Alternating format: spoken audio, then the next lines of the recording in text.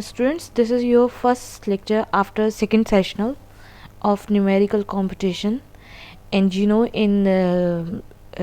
before S2 we started the topics in which we solved linear equations, and before that we solved non-linear equations. We applied different methods, we discussed different methods to solve non-linear equations, and then we started to apply different methods to solve system of linear equations. And there are two methods also which were left before second sessional to solve system of linear equation. So these methods are iterative methods. The two methods which we learned before second sessional, they were not iterative method to solve linear equation, but today we will learn about iterative method to solve system of linear equation. And in these two methods, first one is Gauss-Jacobi method and the second is Gauss-Seidel method. Okay, first we will discuss about Gauss-Jacobi method. This is an iterative method to solve simultaneous system of linear equations and find approximate solution. What we do, as this is an iterative method, means we will run first iteration, then second iteration, then third iteration, until we get appropriate solution. Then we will stop our iteration. Okay, so in Gauss-Jacobi method, this is an iterative method and we solve linear equations and we find the approximate solution. This method and the next method, which is Gauss-Seidel method, I already told you people that they will give us approximate solution, not exact.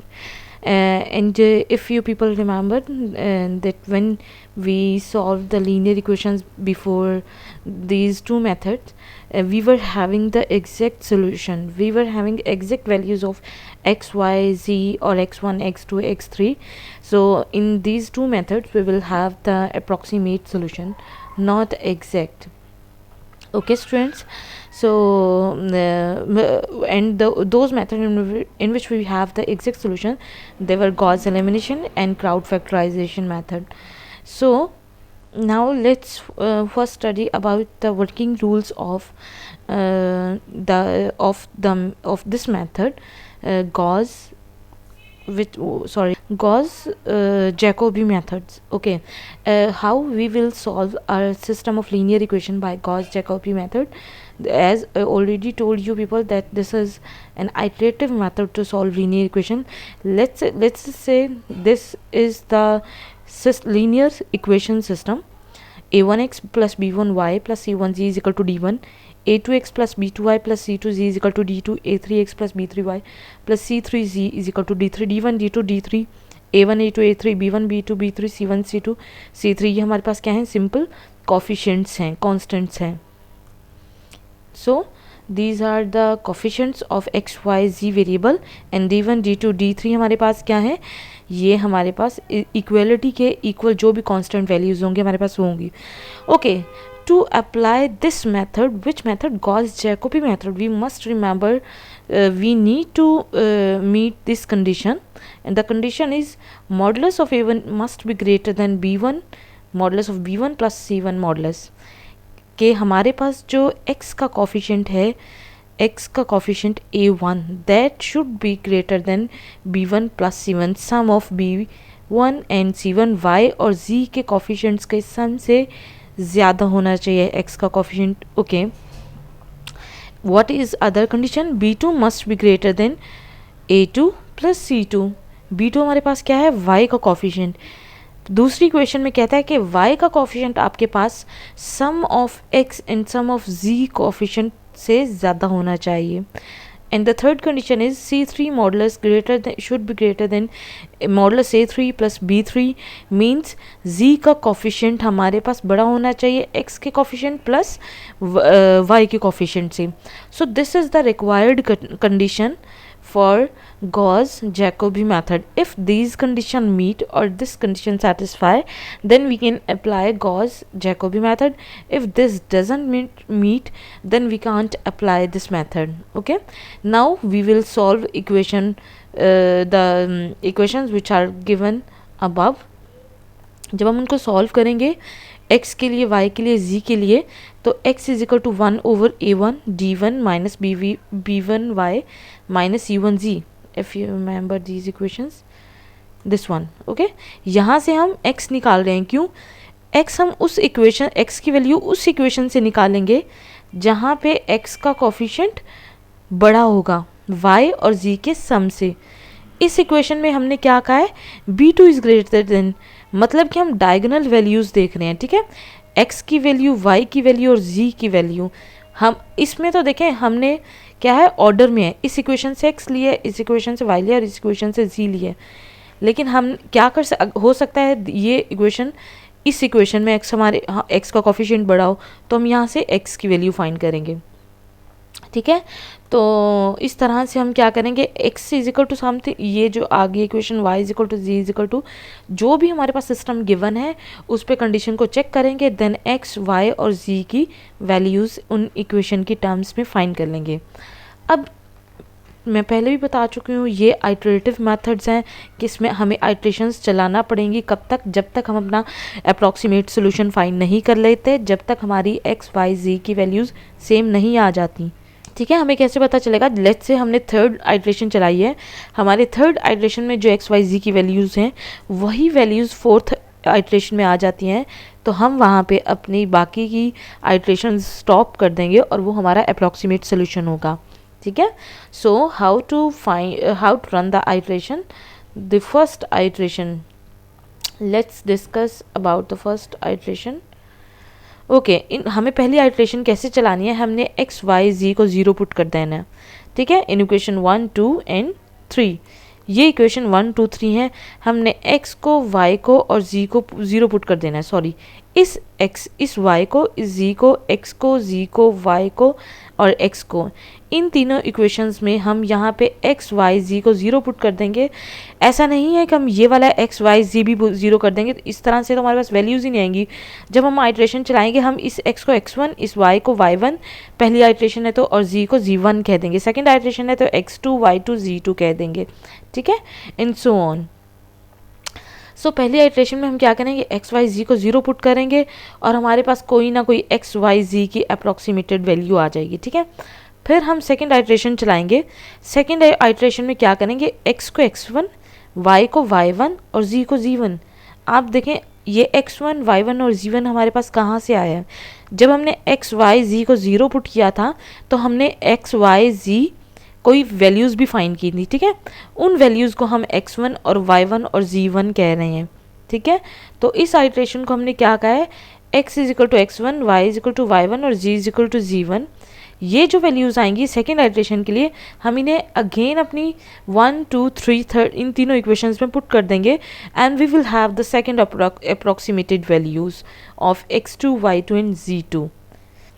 Okay, similarly we will move towards third iteration, and what we will do in third iteration, the latest values of x, y, z, we will put the latest values in first iteration we put x, y, z as 0, in second iteration we find x1, y1, z1 which we got in a first iteration, we will put these values, and in third iteration as we already have calculated x2, y2 and z2 in iteration 2, we will put these in equation 1, 2, 3।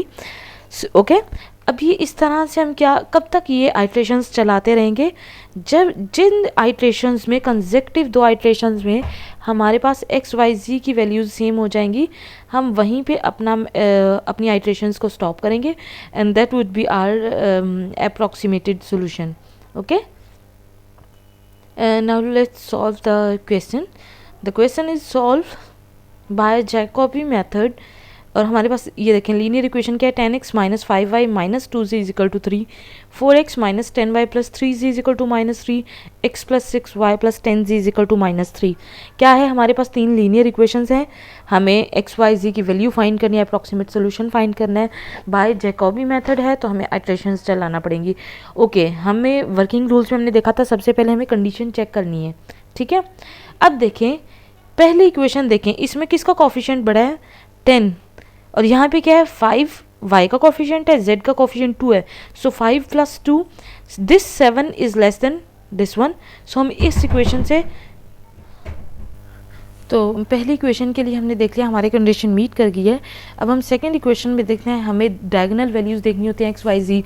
अब देखें y का coefficient यहाँ पे 10 है, x का 4 और z का 3, 4 + 3 again 7 which is less than this 10। सो यहाँ से हम y की वैल्यू निकालेंगे। x का कोफिशिएंट 1 है, y का कोफिशिएंट 6 है विच इज़ 6 + 1 7 एंड z का कोफिशिएंट 10 है which is greater than sum of these two. So यहाँ से हम z की वैल्यू निकालेंगे। तो जैसा कि हमने वर्किंग रूल्स में देखा था, यहाँ से x इज इक्वल टू क्या हो जाएगा, 3 + 5y + 2z / 10। So x is equal to 1/10 into 3 + 5y + 2z, ये x की वैल्यू। इस इक्वेशन से हमें y की वैल्यू फाइंड करनी है, 1/10 3 + 4x + 3z। और थर्ड इक्वेशन से हम z की वैल्यू फाइंड कर लेंगे, 1/10 -3 - x - 6y। स्टूडेंट्स यहाँ पे गौर करें, हमने वर्किंग रूल्स में जिस हिसाब से इक्वेशंस देखी थी और उनकी कंडीशंस देखी थी, बिल्कुल उसी ऑर्डर में यहाँ पे इक्वेशंस हैं। तो ये बात लाजमी नहीं है कि पहली ही इक्वेशन से x निकलता, हो सकता है हमारे पास ऑर्डर ये दूसरे नंबर वाली इक्वेशन पहले नंबर पे होती, पहले नंबर वाली दूसरे पे होती, ठीक है।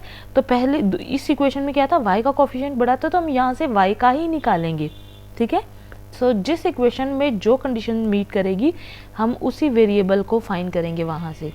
ओके, एक्स वाई जी जब हम फाइंड कर लेंगे तो आपको पता है वर्किंग रूल्स में हमने देखा था कि हम आइट्रेशंस को रन करेंगे और पहली आइट्रेशन हम कैसे चलाते हैं, हम एक्स वाई जी को 0 पुट कर देंगे in above equation in which equation, ये जो हमने एक्स वाई जी की वैल्यूज़ फाइंड की हैं, ठीक है।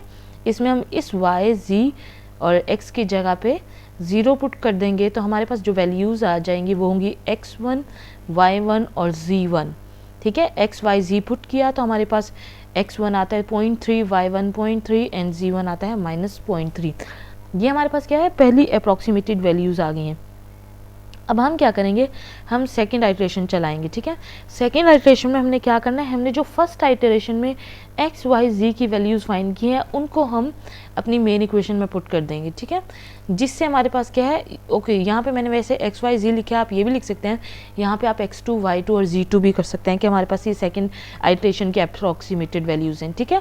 तो x, y और z की वैल्यूज़ को हम इन इक्वेशन में पुट करते हैं तो हमारे पास x आता है 0.39, y आता है 0.33 और z आता है -0.51। सिमिलरली चूँकि अभी हमारे पास फर्स्ट आइट्रेशन और सेकेंड आइट्रेशन का आंसर सेम नहीं आया है तो हम नेक्स्ट आइट्रेशन की तरफ जाएंगे।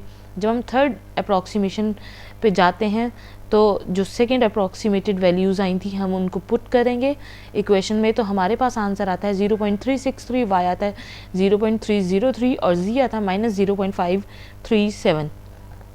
देखें अभी भी हमारे पास क्या है, हमारा आंसर सेम नहीं आया, तो हम क्या है similarly fourth, fifth, sixth, seventh सारी अप्रॉक्सीमेशंस फाइंड करेंगे, इतनी सारी आइट्रेशंस चलाएंगे। और ये आइट्रेशंस कब तक हम चलाएंगे, जब तक कि हमारे पास सेम वैल्यूज़ ना आ जाएं कंसेक्टिव दो आइट्रेशंस में, ठीक है।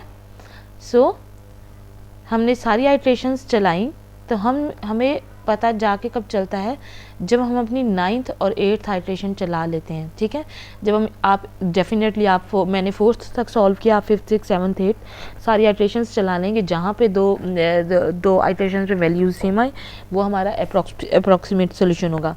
सो आप 8th अप्रॉक्सीमेशन 9th अप्रॉक्सीमेशन में मेरा आंसर जाके सेम आता है तो फाइनल जो हमारी अप्रॉक्सीमेटेड वैल्यू होगी या जो सोल्यूशन है दैट इज़ 0.341, y आता है 0.2851 और z आता है -0.505, ठीक है।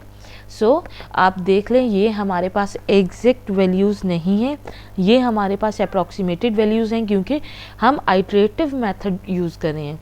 तो जब भी हम आइट्रेटिव मेथड्स अप्लाई करेंगे, आइट्रेशंस चलाएंगे तो हमारे पास अप्रॉक्सीमेट सोल्यूशन होगा, एग्जैक्ट नहीं होगा, ठीक है। जबकि हमने गॉस एलिमिनेशन में और क्राउड फैक्टराइजेशन मेथड में क्या किया था, लीनियर इक्वेशंस का ही सिस्टम था, लेकिन हमने जब उसको सॉल्व किया तो हमारे पास एग्जैक्ट एक्स वाई जी की वैल्यूज़ थी, ठीक है। यहाँ पे एग्जैक्ट नहीं है, अप्रॉक्सीमेटेड है। जिन आइट्रेशंस में आके आंसर हमारा सेम आया हमने वहीं पे अपनी आइट्रेशंस स्टॉप की और वो कहा कि ये हमारा फाइनल अप्रॉक्सीमेटेड सोल्यूशन है। वो भी फाइनल सोल्यूशन नहीं कहते हम, फाइनल अप्रॉक्सीमेटेड सोल्यूशन कहते हैं, अप्रॉक्सीमेट सोल्यूशन, ठीक है, कि अप्रॉक्सीमेटली हमारा आंसर ये आता है। So students, this was about the iterative method to solve linear equation and we studied Gauss-Jacobi method. Similarly, in the next lecture, you will learn about Gauss-Seidel method, that is another iterative method. Thank you.